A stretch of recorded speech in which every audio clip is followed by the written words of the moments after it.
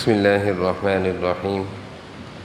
الحمد لله والصلاة والسلام على سيدنا محمد وعلى آله وأصحابه أجمعين. أما بعد فأعوذ بالله من الشيطان الرجيم. بسم الله الرحمن الرحيم.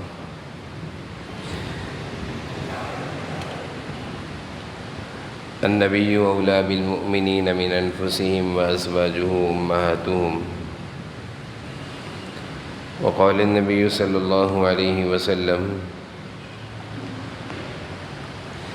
لا يؤمن أحدكم حتى أكون أحب إليه من والده وولده والناس أجمعين. صدق الله وصدق رسوله النبي الكريم.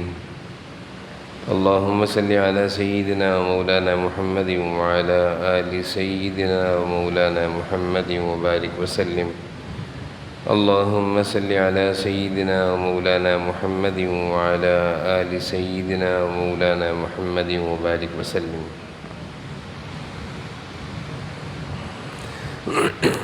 میرے قابل احترام بزرگوں اور عزیز بھائیوں، اللہ تعالیٰ نے قرآن کریم میں ایمان والوں کی خوبیوں کو بیان فرمایا ہے.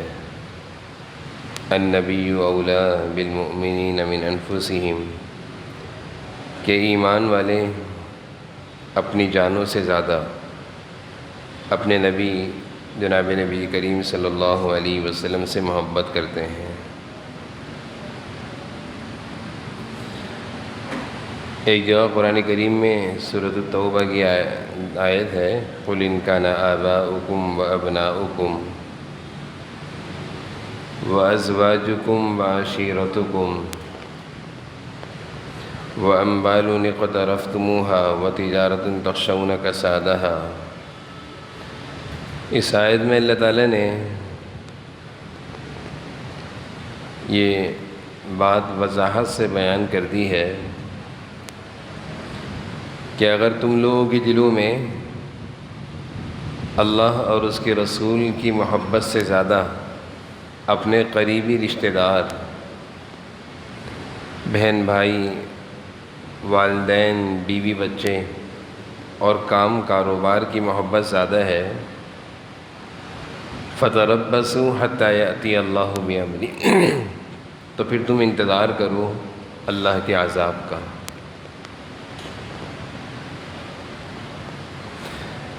جناب نبی کریم صلی اللہ علیہ وسلم کی محبت سے اگر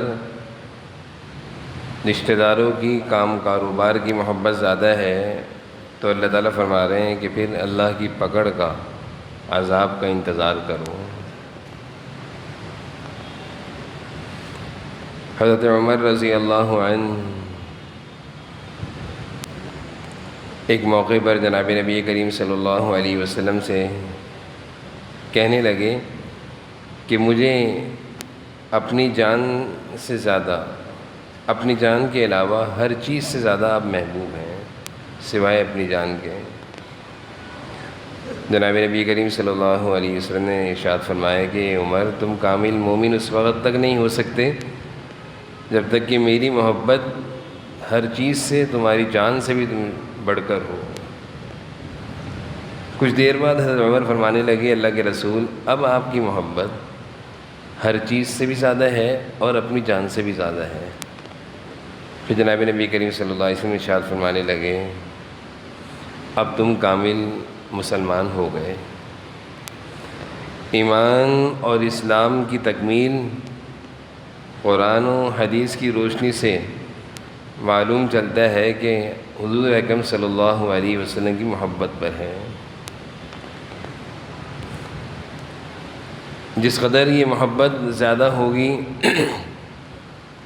ایمان اور اسلام بھی اسی قدر مکمل ہوگا اور اس کے ثمرات ہوں گے. پھر اس محبت کے تقاضے ہیں. محبت کے تقاضوں میں کیا چیزیں ہیں؟ عظمت رسول، تعظیم رسول صلی اللہ علیہ وسلم، اطاعت رسول جو اصل مقصد ہے محبت کا. رسول اللہ صلی اللہ علیہ وسلم کے ارشادات اور آپ کے طریقوں کی اطاعت، محبت بھی ہو، تعظیم اور عظمت بھی ہو، اور اتباع اور اطاعت بھی ہو، تو یہ خوش نصیب مسلمان ہے۔ یہ اپنے رسول کی محبت میں سچا ہے، اس کے پاس آپ صلی اللہ علیہ وسلم کی محبت بھی ہے، تعظیم اور عظمت بھی ہے، اور اطاعت اور اتباع بھی ہے۔ اور جس کسی کے پاس صرف محبت ہو، عظمت نہ ہو، اطاعت نہ ہو، اتباع نہ ہو، یہ اپنے رسول کی محبت میں ناقص ہے، نامکمل ہے۔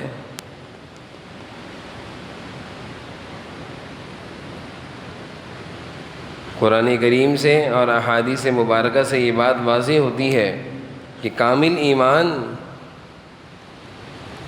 ایمان ایک مسلمان کا اسی وقت ہوتا ہے اس کے دل میں حضور صلی اللہ علیہ وسلم کی محبت بھی ہو، تعظیم اور عظمت بھی ہو، اور اطاعت اور اتباع بھی ہو۔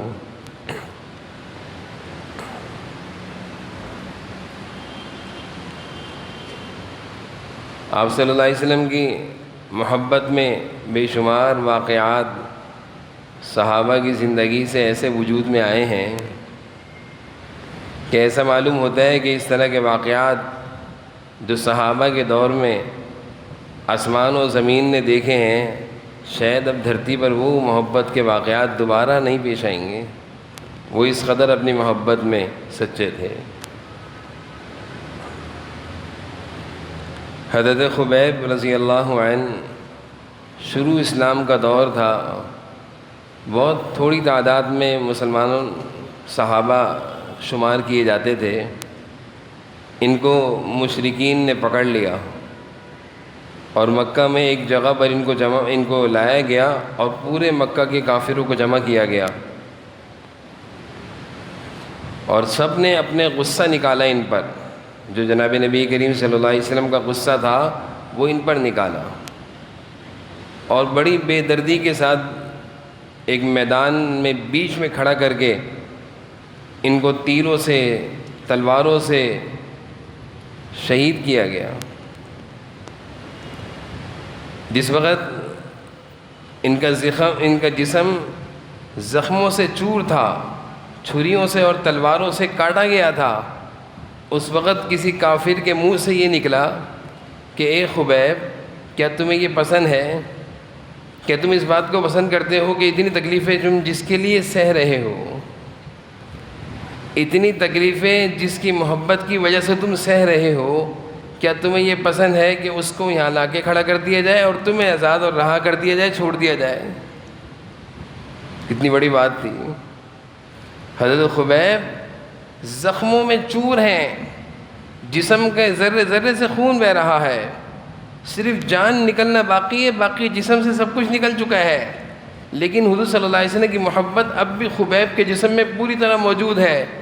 اس زخمی حالت میں خبیب کی آنکھیں کھل جاتی ہیں، اور دشمن رسول، دشمن اسلام کو مخاطب کر کے کہتے ہیں کہ تو نے میری کیا قیمت تو نے حضور صلی اللہ علیہ وسلم کی کیا قیمت لگائی ہے کہ نعوذ باللہ مجھے رہا کر دیا جائے، مجھے چھوڑ دیا جائے، اور میری جگہ میرے محبوب صلی اللہ علیہ وسلم کو یہاں لا کر تکلیفیں دی جائیں۔ مجھے تو اتنا بھی گوارا نہیں ہے کہ میرے محبوب صلی اللہ علیہ وسلم کے قدم مبارک میں ایک معمولی سا کانٹا چبھے اور اس کی تکلیف پہنچے اور میں آرام سے بیٹھا ہوا ہوں۔ مجھے تو اتنا بھی گوارا نہیں ہے۔ تو محبت رسول کا جو تقاضا تھا، حضور صلی اللہ علیہ وسلم سے محبت کا جو تقاضا تھا اور جو محبت کا حق تھا، وہ صحابہ نے ایسا پیش کیا کہ اب آسمان و دنیا اس منظر کو دیکھنے کو ترستی ہے کہ ایسے بھی کوئی عاشق ہیں۔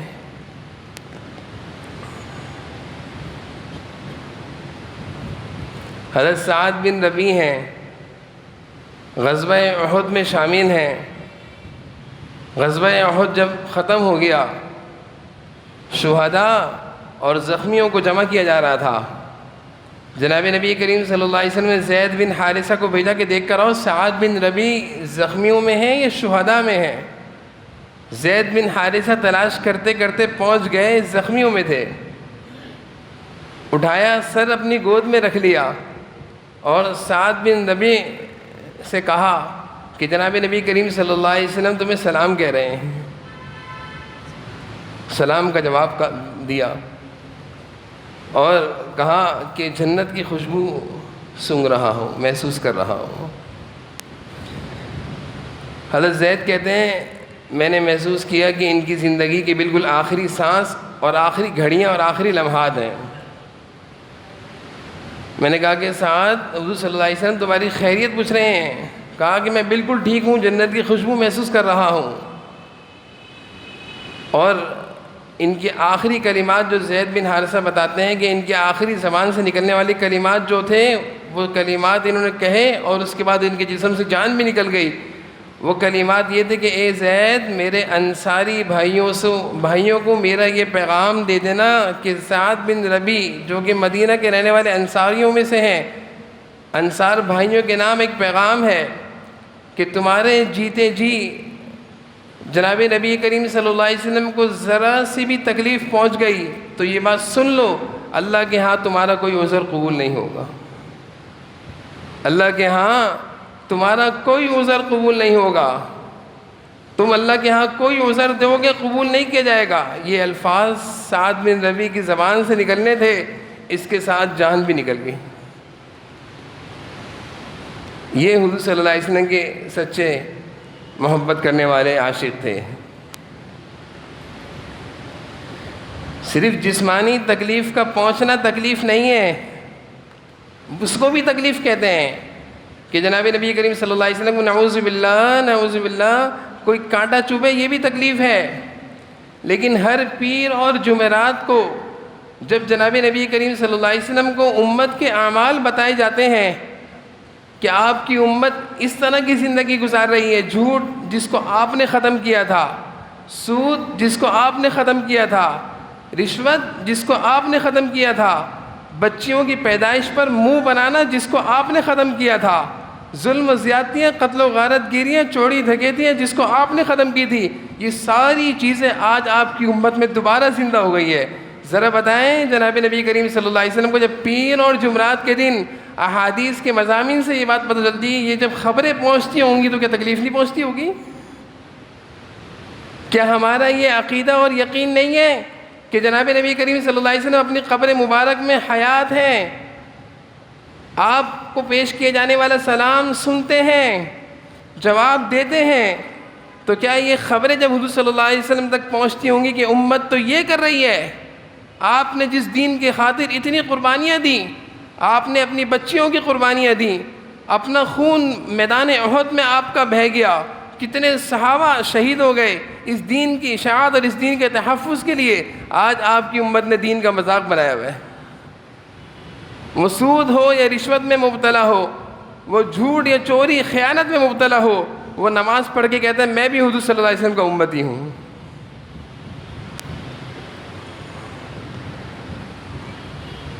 جب حضور صلی اللہ علیہ وسلم صحابہ سے کہا کرتے تھے زمانہ ایسا بھی آئے گا اور یہی حالات ہوں گے، تو صحابہ حیرانگی سے پوچھا کرتے تھے کہ ایسا بھی ہوگا، یعنی آپ کی امتی یہ بھی کریں گے، آپ کی امت میں یہ بھی ہوگا؟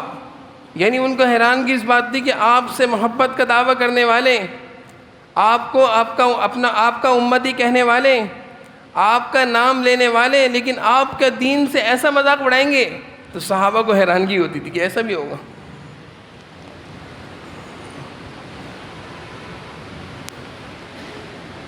تو صحابہ نے تو حضور صلی اللہ علیہ وسلم کی محبت کا حق ادا کیا، آپ صلی اللہ علیہ وسلم کی آنکھوں کو ٹھنڈا کر دیا، خوش کر دیا. بخاری شریف کی روایت ہے، صلح حدیبیہ کا موقع تھا، مکہ میں داخل نہیں ہونے دیا جا رہا تھا. مکہ والوں کی طرف سے سفیر آ رہے تھے معاملات کو طے کرنے کے لیے. معاملات طے نہیں ہو رہے تھے، کوئی بات پر متفقہ فیصلہ نہیں ہو پا رہا تھا. انہی سفراء میں ایک عروہ بن مسعود بھی تھا جو مشرکین کی طرف سے آیا تھا.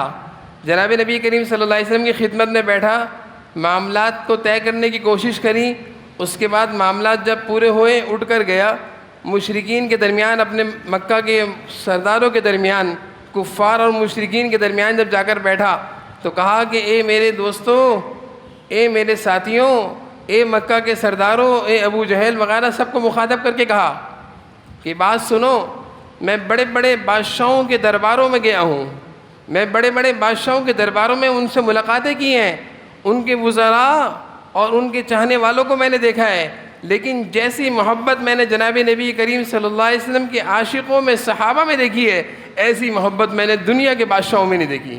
دنیا کے بادشاہوں سے ایسی محبت کرتے ہوئے میں نے ان کی عوام کو نہیں دیکھا جیسے جناب نبی کریم صلی اللہ علیہ وسلم کے غلام آپ سے محبت کرتے ہیں۔ اور پھر وہ مثال دے رہا ہے کہ میں نے وہاں بیٹھے بیٹھے دیکھا کہ جناب نبی کریم صلی اللہ علیہ وسلم کو اگر لعاب پھینکنا ہوتا، تھوک نکالنا ہوتا، تو وہ غلام اس لعاب کو زمین پہ نہ گرنے دیتے، اپنے ہاتھوں میں لے لیتے، ملتے، اپنے جسم پر ملتے برکت کے لیے۔ آپ صلی اللہ علیہ وسلم وضو کرتے، وہ غلام اس وضو کا ایک قطرہ، پانی نہیں، پانی کا ایک قطرہ بھی زمین پر گرنے نہ دیتے، اس کو اٹھا لیتے، اس کو گرنے سے پہلے اپنے ہاتھوں میں لے لیتے، اپنے سر اور اپنے چہرے پر ملتے برکت حاصل کرنے کے لیے۔ وہ غلام حضور صلی اللہ علیہ وسلم کسی بات کا حکم فرماتے کہ یہ کرو، ہر ایک دوسرے سے آگے بڑھ کر اس کام کو پورا کرنے کی کوشش کرتا۔ جب وہ کچھ کہتے، نصیحت کرتے، تقریر اور کوئی بات سمجھاتے تو سارے سناٹے میں چھا جاتے اور آپ کی باتوں کو سنتے۔ میں نے یہ منظر جو حضور صلی اللہ علیہ وسلم کا اور ان کے غلاموں کا دیکھا، میں نے بڑے بڑے بادشاہوں کے محل میں یہ منظر نہیں دیکھا۔ یہ عروہ جو کافر تھا، پکا کافر تھا، جناب نبی کریم صلی اللہ علیہ وسلم سے گفتگو کرتے کرتے درمیان میں داڑھی کو بھی ہاتھ لگاتا تھا۔ صحابی رسول اس کی ہاتھ کو داڑھی سے ہٹا دیتے تھے، دور کرو، تم ناپاک، تمہارا ہاتھ بھی ناپاک، میرے پیارے محبوب صلی اللہ علیہ وسلم کا چہرہ بھی پاک، ان کی داڑھی بھی پاک، تو اس قابل نہیں ہے ایمان لانے سے پہلے کہ ان کی داڑھی پر ہاتھ رکھ کے بات کر، ہاتھ نیچے کر کے بات کروں۔ وہ کہہ رہا ہے کہ میں نے ایسی محبت کے نظارے دنیا میں نہیں دیکھے۔ تو حضور صلی اللہ علیہ وسلم کی محبت ہمیشہ سے ہوتی رہی اور ہوتی رہے گی، اسی پر ہمارا ایمان ہے اور اسی پر ہم لوگ کی زندگیاں ہیں، ایمان کی بقا ہے۔ جس دن ہم لوگوں کے دلوں سے حضور صلی اللہ علیہ وسلم کی محبت میں کمی آنا شروع ہو گئی، محسوس ہوگا کہ ایمان نکلنا شروع ہو گیا، محسوس ہوگا کہ ہم ایمان میں کمزور ہو رہے ہیں۔ جب حضور صلی اللہ علیہ وسلم کی محبت میں، آپ کی سنتوں میں، آپ کے لائے ہوئے دین میں جب سمجھوتا شروع ہو گیا نا، سمجھوتا، ارے کر لو کیا ہوگا، ارے دین کا حکم ٹوٹ رہا ہے، اللہ کا حکم ٹوٹ رہا ہے، رسول اللہ صلی اللہ علیہ وسلم کا طریقہ ٹوٹ رہا ہے، کر لو کیا ہوگا، سمجھ لیں ہمارے دل و دماغ سے ایمان نکل رہا ہے، حضور صلی اللہ علیہ وسلم کی محبت نکل رہی ہے۔ اور پھر وہی آیت فَتَرَبَّصُوا حَتَّىٰ يَأْتِيَ اللَّهُ بِأَمْرِهِ، اللہ تعالیٰ فرما رہے ہیں اگر ایسا ہونا شروع ہو گیا، اگر تم نے اللہ اور اس کے رسول کی محبت میں کمی دکھائی اور احکامات کو توڑنا شروع کیا اور دوسری چیزوں پر تم سمجھوتا کرنا شروع ہو گئے، تو پھر انتظار کرو اللہ کے عذاب، اور پھر مختلف قسم کے عذاب آئیں گے جو ہم دیکھ رہے ہیں۔ عذاب یہی تھوڑی کہ آسمان سے آگ اترے گی، سب ہلاک ہو جائیں گے، اور عذاب یہی تھوڑی کہ فرشتہ آئے گا، چیخ مارے گا، سب ختم ہو جائیں گے، نہیں، عذاب کی بہت ساری شکلیں ہیں جو ہم محسوس کر رہے ہیں۔ آج مسلمان ہر طرح کے عذاب میں، ایک یہی عذاب رہ گیا کہ کوئی فرشتہ آئے اور سب کو ختم کر کے چلے جائے، باقی اس کے علاوہ سارے عذاب ہیں۔ اور ان عذابات کے آنے کی وجوہات میں سے ایک بڑی وجہ یہ بھی ہے کہ اللہ اور اس کے رسول کی محبت کی کمی اور ان کے لائے ہوئے دین پر ہم لوگوں نے سمجھوتا شروع کر دیا ہے، اپنی مرضی سے جو چاہے دین ہے اس پر عمل کر لیا، جو چاہا عمل کا دن نہیں چاہ رہا چھوڑ دیا۔ یہ ہم نے مذاق بنایا ہوا ہے دین کے ساتھ، اس دین کے ساتھ جس دین پر حضور صلی اللہ علیہ وسلم کا خون لہو مبارک بہا ہے، صحابہ کی جانیں گئی ہیں، اس دین کو ہم نے مذاق بنایا ہوا ہے۔ خدا را اللہ اور اس کے رسول کی محبت کا حق یہی ہے کہ اللہ اور اس کے رسول کا جو دین ہے اس کے تقاضوں کو پورا کیا جائے، اس کے مطابق اپنی زندگیوں کو ڈھالا جائے، اور اس کے مطابق اپنی زندگی ڈھالنے کا جذبہ ہو، عزم ہو، ارادہ ہو کہ میرا ہر عمل، میرا ہر کام، میرا ہر بول حضور صلی اللہ علیہ وسلم کے طریقوں پر ہوگا، سنت پر ہوگا، میں اس سے ہٹ کر زندگی نہیں گزاروں گا۔ اور کبھی کبھی حضور صلی اللہ علیہ وسلم کی سیرت کا مطالعہ کر لیا کریں، مطالعے سے پتہ چلے گا کہ کیسی کیسی قربانیاں دی ہیں اور کیسی کیسی آپ صلی اللہ علیہ وسلم نے تکالیفیں اٹھائی ہیں ہم لوگوں تک دین پہنچانے کے لیے، تاکہ ان سیرتوں کی قربانیوں کو جب ہم پڑھیں گے تو احساس زندہ ہوگا۔ اللہ تعالیٰ ہم سب کو جناب نبی کریم صلی اللہ علیہ وسلم کی سچی اور پکی محبت نصیب فرمائے، اور محبت کے ساتھ ساتھ عظمت بھی اور تعظیم بھی نصیب فرمائے، اور اس کے ساتھ ساتھ اطاعت اور اتباع بھی نصیب فرمائے۔ وآخر دعوانا الحمدللہ رب العالمین۔